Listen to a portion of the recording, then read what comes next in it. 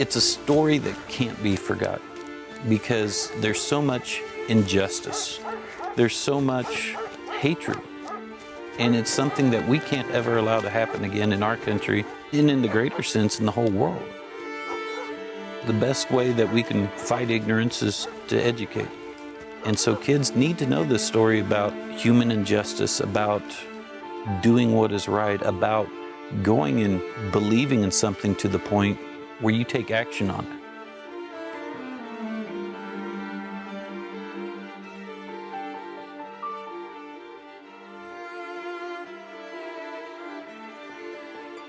Every day across the United States, school children recite the Pledge of Allegiance. The last sentence states, "with liberty and justice for all." That liberty and justice came at a price. In America, between 1607 and 1865, African Americans didn't have their freedom. During this time period, they fought to be free. However, their story has often been excluded from the American experience. Why? Because most of their stories come from the oral tradition. And until the Civil Rights era, their story wasn't considered important. African Americans, Native Americans, and Euro Americans worked together here in Kansas between 1854 and 1861 to make Kansas a free state.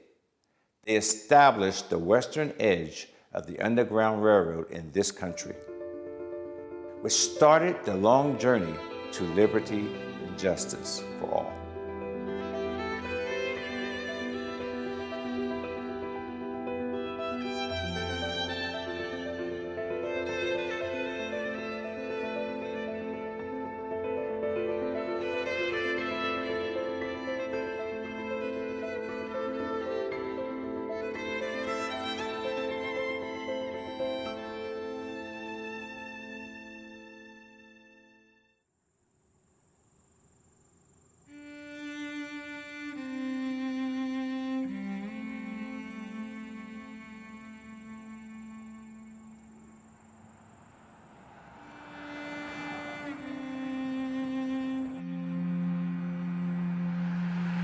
Just north of the town of Wabaunsee stands a marker in honor of the diverse, brave men and women who traveled to that area.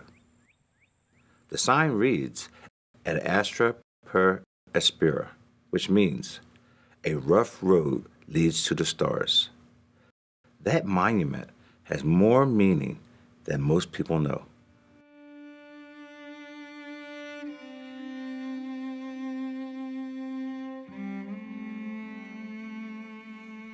The journey to freedom was unlike the highway tolls that you and I pay today. Braving the Underground Railroad guaranteed exhaustion, mental, physical, and psychological. Thousands tried to pay the toll for freedom.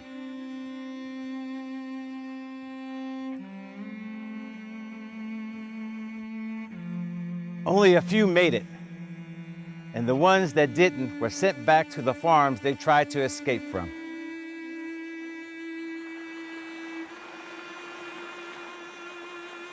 It is estimated that between 20,000 and 30,000 slaves were held along the western border of Missouri, with over 115,000 statewide.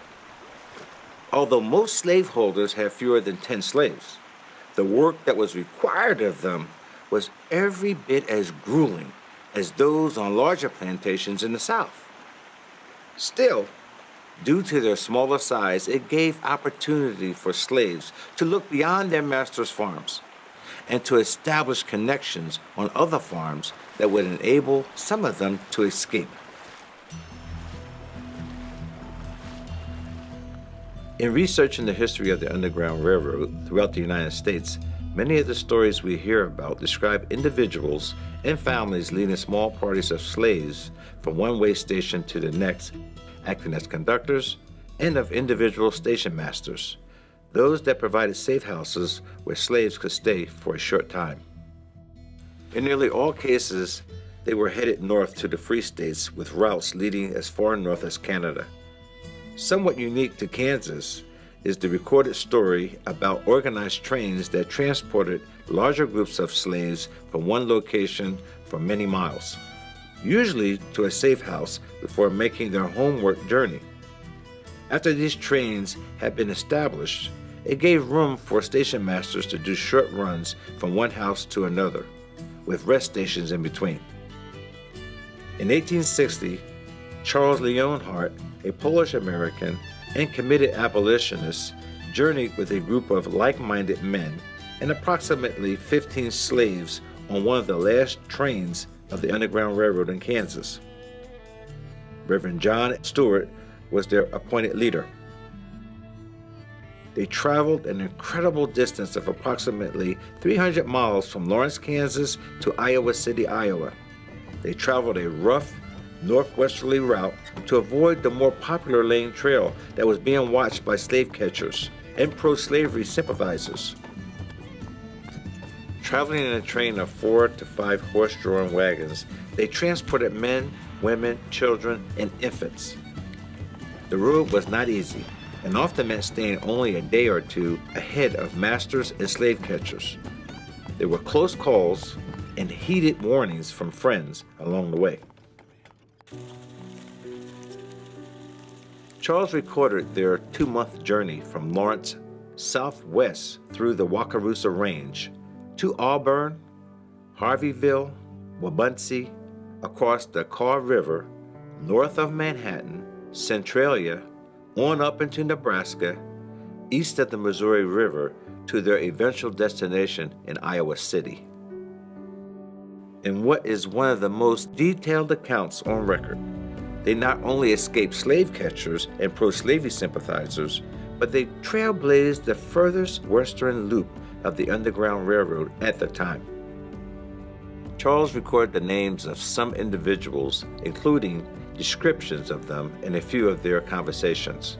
Names like Black Hawk, Black Jack, Nancy, Kate, My George, Johnny, Joe, and Ned. Food was always scarce, and fresh clothes and bedding were much appreciated. Help that came was not always from the source one would expect. Several different religious denominations and fellowships were organized to come to their aid, often providing news of followers that were all too eager to catch up with them. It becomes clear, reading Leonhart's journal, that there was a wide variety of opinions and positions that people had about slavery. Yet, through it all, people of all faiths and political backgrounds united to make their passageway safe. Once they arrived to Iowa City, some of the freed slaves settled. Others were transported further north or back east to Boston. It's interesting to note that many of these freed men were willing to go to war and join the Union Army in the years to come. In order for the Underground Railroad to be successful, you had to rely on way stations and relations of old friends to make it from point to point.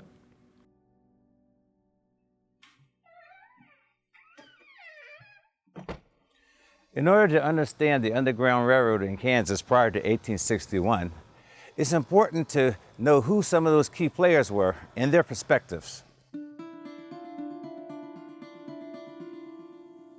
Well, the first group that we need to think, of course, the abolitionists, the people that came to Kansas with the express purpose of stopping the spread of slavery. And we're talking about people from the New England states, usually driven here on a religious basis. You have John Brown, who is from back east. He is inspired by, you don't want to call it fanaticism, but it's religious zeal.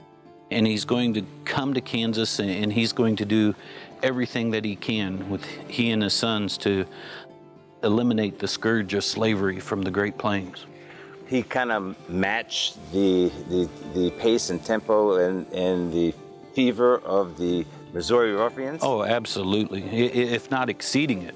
I mean, and he's memorialized there in the Capitol, John Stuart Curry's great mural of him holding the rifle in one hand, the Bible in the other, and those piercing eyes. I mean, it's just amazing to look at this character in history. They want to stop slavery. Kansas is the hotbed for it. It's going to be up for popular sovereignty. We got border ruffians, people that cross the border from Missouri. They're going to vote several times, or try to vote several times when the elections come up.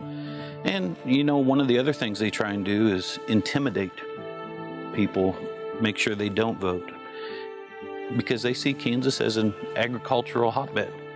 It's a place where slavery can expand. You got border ruffians like William Quantrill, who leads the raid into Lawrence.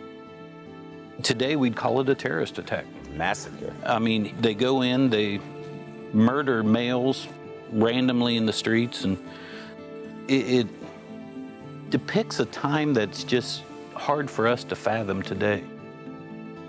Well, tell me a little bit about the two major compromises and how that affected Kansans at that particular time in the 1850s, before it was a state. Well, you know, I think back to Shelby Foote, who was one of the best Civil War narrative writers of all time. And he said, you know, the one thing about Americans is we tend to think of ourselves as uncompromising. Yeah.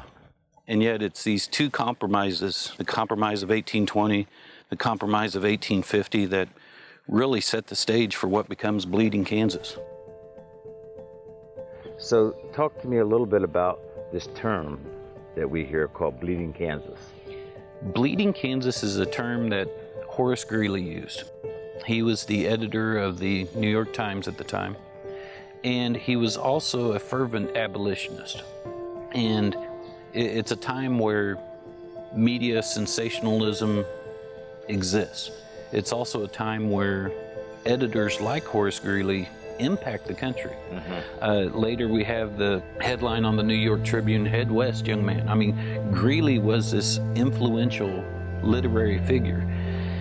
He speaks out about slavery, and he sees Bleeding Kansas as a insightful term, a way to ignite the passions of the people of the country.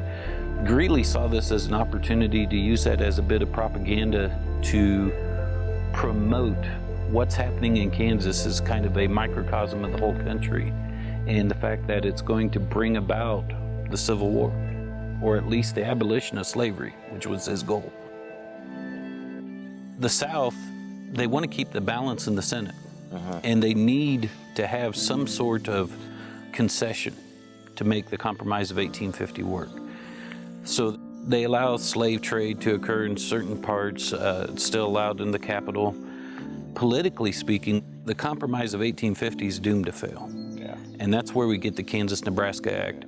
The Kansas-Nebraska Act allows popular sovereignty to determine what's going to happen in the new territories coming out. And so you have this political battlefield that's going to be Kansas.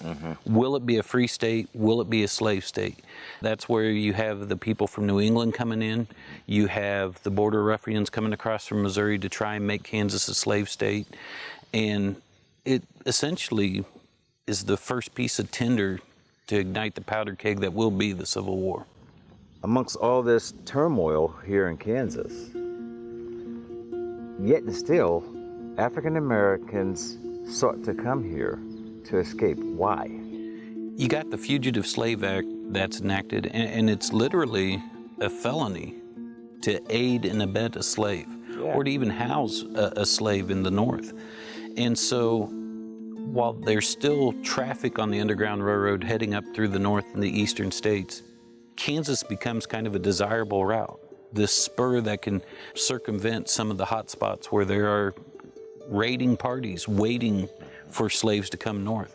And so Kansas becomes this spur of the railroad as a way to try and get slaves to the freedom of the North and Canada.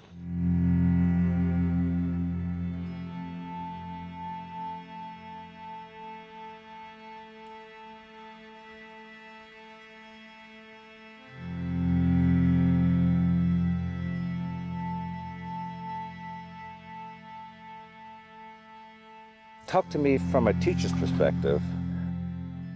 Why should kids want to know about this history in Kansas. It's kind of funny. Clear up to the 1940s, 1950s, Kansas is a political hotbed. The acts of William Allen White as a newspaper editor was big. Dwight D. Eisenhower comes from here. He's president in the 1950s. And Kansas was a good barometer of what was occurring in the state. You ask kids today, is Kansas important? Well, we're just a bunch of farmers. No, I mean, there was so much history to it. Yeah. And such powerful stories. And you couch that in a story about what is right. What is justice? What does this country mean? And it's a powerful story. There's heroes, there's villains, and it can just draw you in. But you know, the biggest thing, it starts the Civil War. And it's really what makes the United States the United States. Prior to the Civil War, if you ask someone from Richmond, Virginia, who are you? Well, I'm a Virginian. It's after the Civil War that that same person would say, well, I'm an American. Here in Kansas is the start of the modern United States, in my opinion.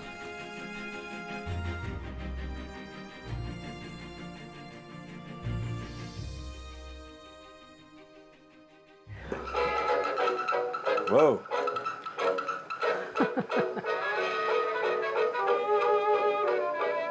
I can picture a room full of people dancing. I know. I think that too. Yeah. Long dresses and Yep. yeah. And I hear that you have a connection to the Underground Railroad here in Kansas. I do. My great-great-grandfather was a station master on the Underground Railroad. My great-grandfather was a conductor. Joshua Smith was the older man, and John was his son. Joshua and his wife and a baby came from England, and they went to Utica, New York, then Lawrence, and then came out looking for land and found land just west of the Indian reservation, which was huge in those days. And what was his motivation to come? He was looking for land. He was an orchardist in England. Oh. And he was looking for land and found it, and then went back and got his family. And then he was here probably a year or so before the colony came from New Haven. And then he got very involved, obviously, in the Underground Railroad. Why do you think they called it the Underground Railroad? You know, I have heard, and a story that somebody said is probably true, but I don't know that a master was chasing his slave, and he said he just disappeared. It was like he went underground. I know that was at times, places. Sure. But, and then since they called it the Underground Railroad, then they used railroad terms for station master and conductor and such. So tell me what a station master and conductor of the Underground Railroad is. Station master housed the slaves, and conductor obviously conducted them to a safe place. However, I found out that my great-great-grandfather conducted them clear to Nebraska. Okay. It was very secretive, it had to be, of course, and my grandfather told the story. His dad had told him that they would come in the middle of the night with a wagon, and they just said, let's go. And the kids didn't know anything about it. They couldn't have. You know, if any of the children had known about what was going on and had mentioned it to a friend, Absolutely. they would have all been in trouble. So do you have any idea where they hid the fugitives? in the loft of the house. And Joshua's house was right across the road and down about a block from the Mitchell house. And they were very good friends. Do you think there were ever any close calls? Oh, I'm sure there were. I'm sure there were. I have, one of the things that my aunt wrote down was that one of my great aunts, someone came to the house and said there are Catchers or something? the people who were chasing the slaves in the area and to be very careful. And she said, I have a big bucket of hot water on the stove to throw on them. Whoa. So they must have known. Sure. But she would have been an adult by that time. What do you think would have happened if your great-great-grandfather gotten caught Well, he went back to Lawrence to get his family and was accosted on the way back by border ruffians, and he said that he thought the only thing that saved his life was his prematurely gray hair and his English accent. He convinced them he didn't know anything about it. But if they'd have thought he had anything to do with it, they would have hung him on the spot. Oh, I believe it too. And that's why I was so amazed when I found out that he took slaves with a wagon to the Nebraska line. And I think, boy, that man had to be very brave and very committed. What do you think was one of the determining factors that pushed him to the anti-slavery side? I'd like to think that he thought it was just a very important thing to do. And I think I'd probably be right because of what he did. He must have thought it was the right thing to do.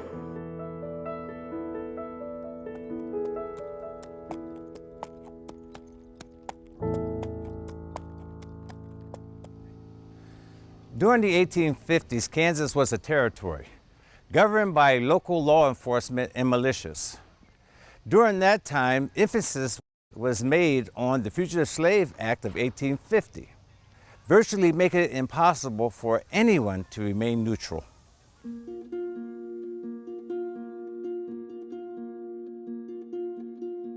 So this was built sometime after the Civil War when the economy recovered. You know, there was the big drought of 1860, so nothing happened then. And this door used to open inward, but it's a great old building. Share with me a little bit about the role the Wabaunsee County played with the Underground Railroad here in Kansas. The Beecher Colony came in 1856 in the spring. And before they came out here, they were greeted in Lawrence by the Free State leaders. And they pledged their allegiance that if Lawrence ever needed them to come, they would come and help. So when they got here, it was just a matter of weeks before they were called, and they formed a militia called the Prairie Guards. And the people in the Prairie Guards were very knowledgeable of each other. And the Underground Railroad started a year later when the families, the women and children had come by 1857 because the violence had subsided along the Kansas River. And since they had formed all these alliances during the height of the clashes, then when it came time to help enslaved Africans seeking their freedom, everybody knew each other already, so somebody in Harveyville would help someone coming from up the Wakarusa, and then they'd go from Harveyville to straight here sometimes through Mission Creek. But all the people helping knew each other. Oftentimes, some of the kids didn't know what the parents were doing as far as their Underground Railroad endeavors. Do you think that was the case with Captain Mitchell and some of the other folks that you just recently mentioned? It's very interesting that you bring that up. I think one of the Smith children later in their memoir said, "Mom was making so much food and we didn't know where it was going. We weren't eating it." Yeah. In the case of the Mitchells, Captain Mitchell didn't actually marry until well after the Civil War. He was living here with his sister, Agnes. And so Agnes was the one that was cooking and caring for these freedom seekers.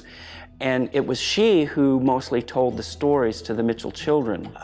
Because Captain Mitchell had also been to the California Gold Rush and the Australian Gold Rush, and he thought those stories were much more interesting than the Bleeding Kansas stories. So as far as I have found, the Mitchell children mostly got their stories from their aunt. Okay. Were there any legacies that they inherited and acted out on? Yes, actually. There were 4 Mitchell children, and the ranch was actually called the Big 4 Ranch because they were all so tall. Well, the eldest brother and the youngest brother worked for Hornaday when he founded the New York Zoological Society. It's now called the Bronx Zoo. Wow. And H.R., the eldest, he was he was like the CEO of the place. Okay. And so what I'm getting at is they were very educated. And Maud, the only girl in the family, She was an accomplished artist. She had studied in New York, and she felt it was her role to preserve these stories. She helped get all the story put in the 1930s WPA tourist guide that were published. She helped do the groundwork to get the Beecher Church put on the National Register. That's awesome. Now, we know that Captain Mitchell could have done many other things, but why do you think he took a stand and put his life in jeopardy and his sister's life in jeopardy? Well, this is very interesting. In my research, I've found that a lot of these families were radicalized during the Olmsted trial in Connecticut in the late 1830s. And we know that Captain Mitchell's father, William Mitchell Sr., was one of the founding members of an anti-slavery society in Middleton, Connecticut. You know, the people, during the Olmsted trial, it was all in the news, and the people would come and observe the trial. And the former President of the United States was one of the attorneys. It was big news back then. And there was a lot of sympathy for these Africans who wanted to go back to Africa. So I think that's where it came from. And then this opportunity to act on those ideals came up. So he jumped at it, and he had all these leadership skills from having been through those experiences.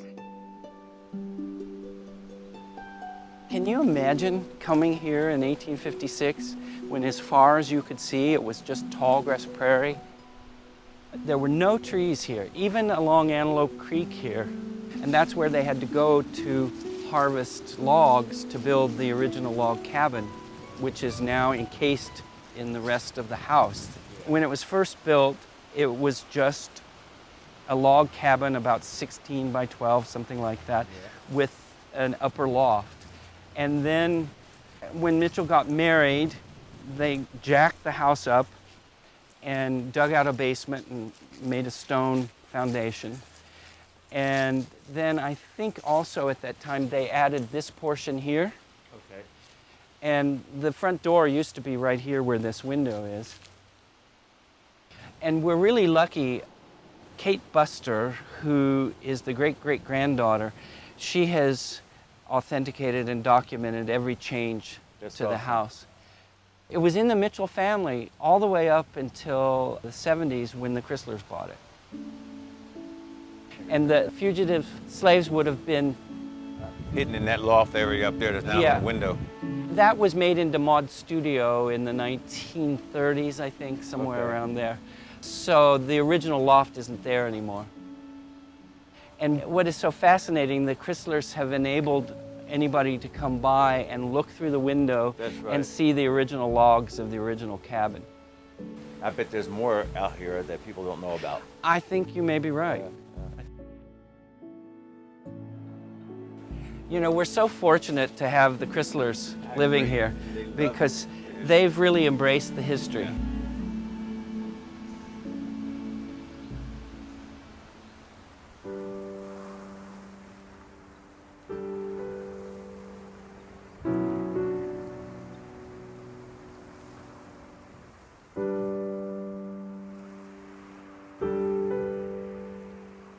I get inspired every time I come here. It gives me a chance to not think about what I have to do tomorrow. I'm in the moment. What about you? Oh, I get caught up in all the day-to-day activities, but when I have a chance to reflect, yes. I feel like somebody's looking over my shoulder. Yeah, me too. Here's their little shrine to the pioneers, and here we have Maud Mitchell. And in this photo, they're holding an original Beecher Bible, which is the Sharp's rifle. And then in this photo, she is holding an original Beecher Bible. It's stamped by Henry Ward Beecher's congregation. Then we have Ethel here. Ethel Morgan, and this little plaque is in her memory. She was so beloved. I think this was done in 1907 for the 50th anniversary of the church. And Maud, Captain Mitchell's daughter, was the artist. What a great artist. Of course, here we have the bell. You want to ring the bell? No, you ring it. They'll think that Don't go up with it now. they'll think there's a fire or something.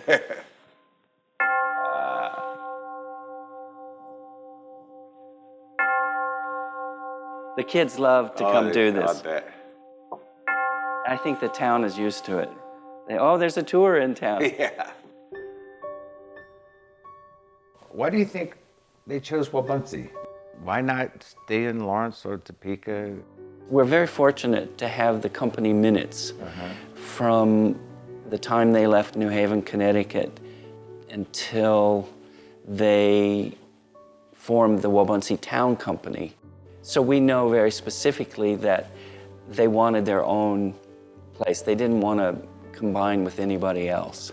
And you had the Potawatomi Reservation that extended all the way from Topeka to the edge of Mount Mitchell over here. So that land was off limits for settlement. They wanted to be near the river. They were thinking of the future economy of the town. They wanted a river because at that time there was steamboat traffic. Yeah.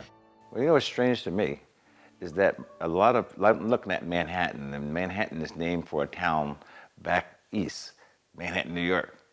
And why do you think they didn't name this New Haven after the place where they came from or some other town in Connecticut? That's a good question. And again, going back to the minutes, there were a lot of lively discussions about this. They did want to name it. Some of them wanted to name it New Haven, and there were some heated arguments about it. But Charles Lyons, who was the elected leader of the colony, I think he was on business in Lawrence, and there was an old Indian agent that had been around since the late 1830s. And he asked him what would be a good name. And he suggested Wabaunsee or Wabaunsee, and meaning, and at the time interpreting it to mean dawn of day. Sure. And if you get into that, it's much more nuanced than dawn of day, but that's what the white people thought it meant. And since they had come from the East and were starting new lives, they thought it was perfect. Sure. Well, this Underground Railroad story is fascinating for so many people, and being able to walk in the footsteps of these folks is amazing to me. I know that there were diverse people involved in the Underground Railroad and in this community. Who are some of the unsung heroes that we haven't heard about? Since it was an illegal activity, people at the time didn't really talk about it that much, even among the families. But there was a great wave of nostalgia and reflection that started in the 1870s and really culminated in 1879 at a massive old settlers meeting in Lawrence. And all these subjects came up. We know that Captain Mitchell, since his children perpetuated the stories, we know about them, but then we have people like the Platt brothers. Their father was Jura Platt, who was quite well known as an Underground Railroad station master in Minden, Illinois. They were here, and we have a photograph that a black woman had made it to Canada and apparently gotten married, and she sent a photograph back to the Platts. And when their descendants gave these objects to the Kansas State Historical Society, this photograph was among those pictures. And from the family stories, she was one of the people that the Platt brothers helped. Then you have somebody like Sam Weed, who was kind of the uncle figure of everybody and was known to imbibe occasionally. We know that he helped because in one of the few documented trains that came through, they talk about him getting a plow to help them cut down the bank at the river so they could cross the river. Then there's mention that the Lyons family, Charles Lyons and his family, had fugitive slaves staying with him. The Kelsey family is mentioned, and who knows, with the internet and family diaries appearing, maybe we'll learn more in the future. So for kids nowadays, what do you think they can take away from this story? Richard Cordley, this minister who was associated with this church, he wrote about when the settlers first came, They were so concerned with their personal safety that everybody came together to fight a common cause, and all petty differences were dropped. They came together as Americans to, in their minds, they were fulfilling what the Founding Fathers had said was the promise of this country. That's right. And they felt very tied to that revolutionary spirit. This church is a manifestation of that time and that feeling. I think we're at another point where we need to come together as Americans and face this unfinished business. I agree. You know, we still haven't really dealt with race, and a lot of people are trying to sweep it under the rug. And I have the hope that we will finally, face it and deal with it. If we don't give our kids the kind of examples that will bring people together, as opposed to the ones that separate us, then we'll never come together as Americans. And I think the history has the job of telling us what we've done together. Exactly.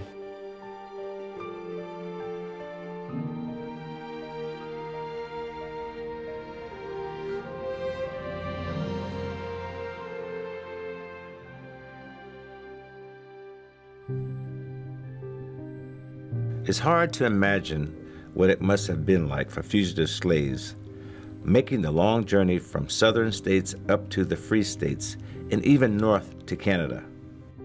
Even with the help, the persecution they suffered, the hunger, the fatigue, and the ever-present fear of being caught and separated from your family was terrifying.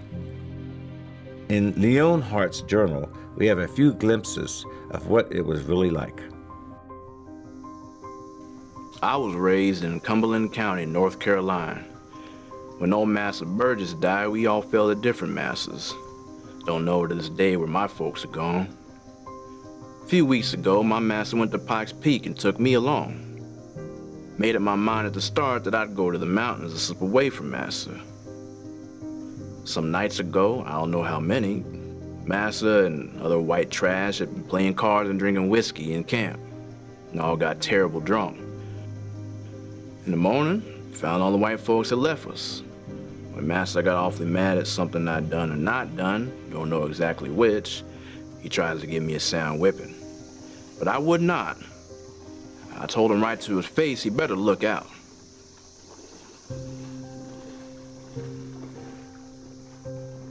I won't arrest me a while till the war's over anyhow.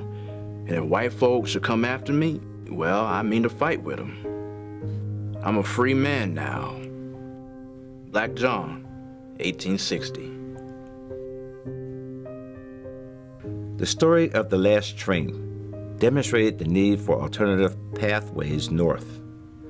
Once an established route like the Lane Trail became well known, it became harder to avoid slave hunters and the law that would have been on the side of slave owners during the territorial period. You have to remember that abolitionists were considered the extremists to many Americans at that time. But the people of Wabaunsee saw things differently and helped not only Leonhart's group, but others before and after the last train passed through. What is often missed in the story of slavery in America is that these were refugees, people stolen from their homeland and sold into slavery, and not just by white men. They were treated more as cattle and property rather than as human beings, and yet they persevered.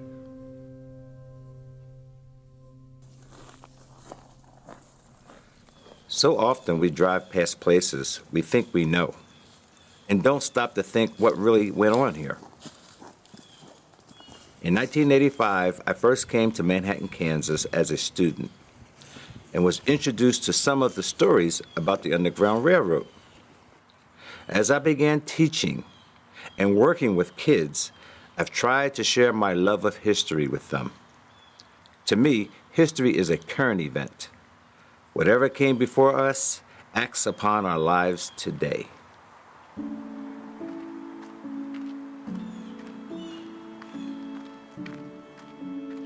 I think examples are the key to anyone's success in growing up. And my mother gave me the best examples I could possibly ever had, which caused me to survive difficult times. And there was this relationship that she had with a diversity of people in our community that let me know that there was another side to the story other than the ones that I heard at school. I was born and raised in Pleasantville, New Jersey.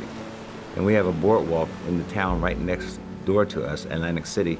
And we would go to the boardwalk and go swimming, or we would go to the boardwalk.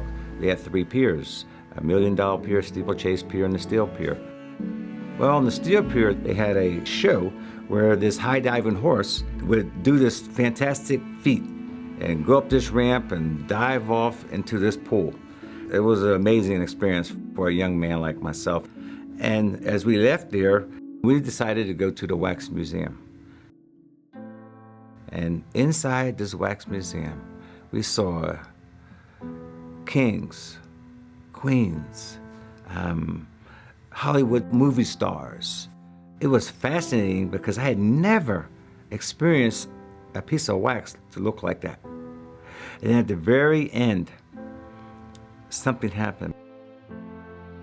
My mom always told us that there's 2 types of alarm clocks. There's an alarm clock when you need to be on time for school or whatever. And then there's an alarm clock when something special happens, a graduation or birth of a baby. And my alarm clock went off because there was a diorama that pictured an African family, and they were in loincloth, and they had bones in their noses and plates in their lips. And then there was this sign, and the sign said savages. As a youth, I said, these folks look like me.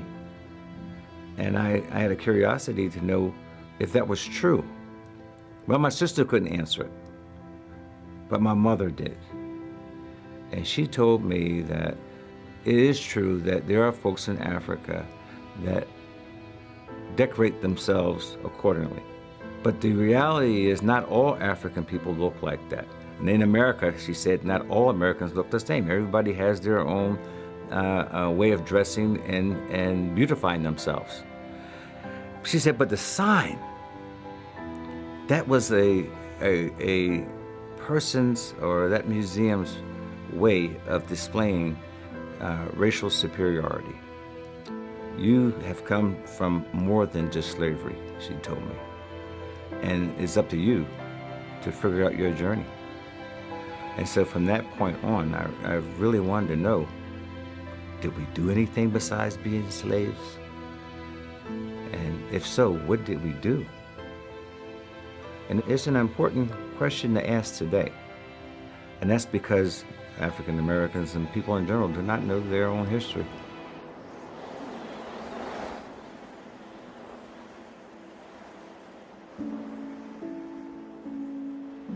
Not too far from the town of Wabaunsee is the remains of one of the Platt brothers' homesteads. Enoch, Luther, and Jeremiah settled in this area shortly after the New Haven colony arrived. As young men in Illinois, they experienced the struggle of abolitionists by helping their parents hide and transport runaway slaves to the North. Hearing the call for the Free State movement, they came down to the Kansas Territory to help in the cause. They were farmers, builders, and preachers. 2 of them went on to teach at universities here in Kansas, and one eventually helped start a school for freedmen after the Civil War.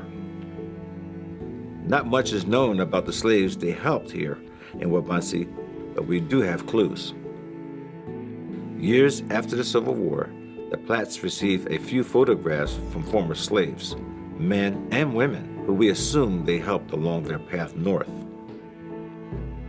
Looking at these faces with no names, we can only wonder what they experienced and with what gratitude they felt when they finally had their freedom.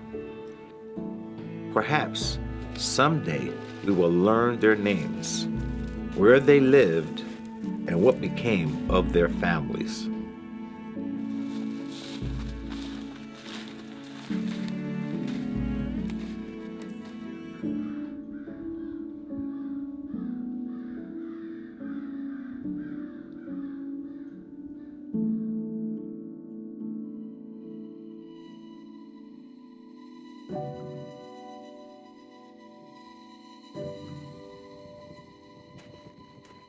It is estimated that as many as 35 abolitionists are buried in the Wabaunsee Cemetery. It's hard not to feel a closeness to the people who lived and died in this small community. Their lives of sacrifice, their struggle to do the right thing, inspire us to keep up the cause and to make things better for the next generation. But it was not just abolitionists who did a great work here. The generations that would follow after them helped build a community where travelers of freed men and women felt safe. Many go unnamed, and many are yet to be discovered. But their lives will carry on if we pass on their stories, if we make their lives of sacrifice known. To collect all these stories and provide that narrative of what the Underground Railroad is about, that's something that needs to be done. And so that we can honor those people that did this great work, this right thing. If they could do it 160 years ago, why not do it today? And that's a great benefit of this story, the fact that it shows that as human beings, we're capable of doing the right thing. It means a lot to me to know that my family was so involved and so dedicated to this. I ask children when they come in, do you know about the Underground Railroad? And I'm finding that most cases, in about the 3rd grade, during Black History Month, they learn about the Underground Railroad. And a lot of children are very interested in what I have there. But I think it's something that children should be taught.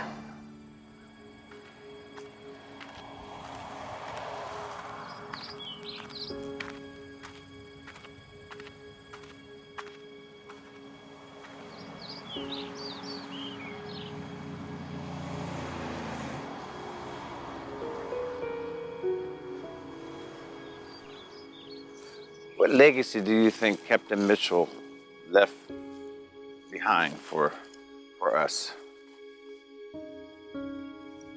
Do the right thing. Follow, the humanity that your ancestors have passed down to you.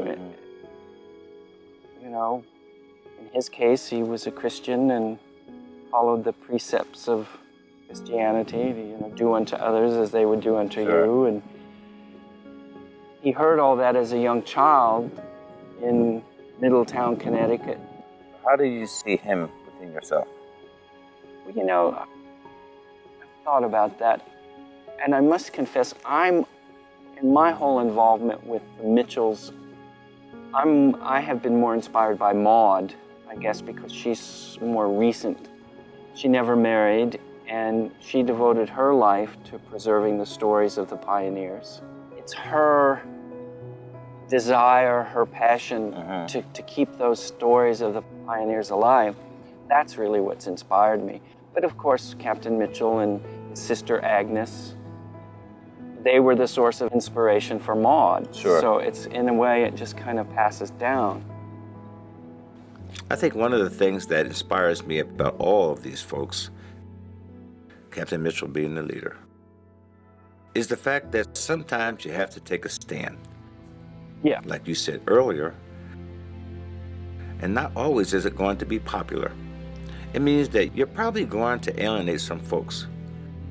But you know in your heart when something is right and when something is wrong. I see that part of the legacy of all of these people has played out in my own life in a number of different ways. That's what history does for us. It allows us to see that people have done remarkable things, not without big armies, but sometimes with just a few that escalates. But somebody has to start it.